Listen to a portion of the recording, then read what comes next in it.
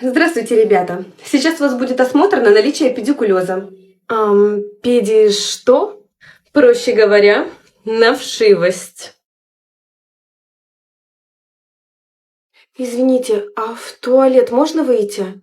О, это много времени не займет, так что потерпи, пожалуйста.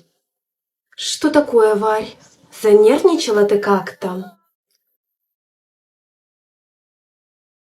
Так, твоя очередь, Сорокина. Все? Ничего нет. Но голову все же стоит мыть чаще. Кто следующий? Я. Мне-то нечего бояться.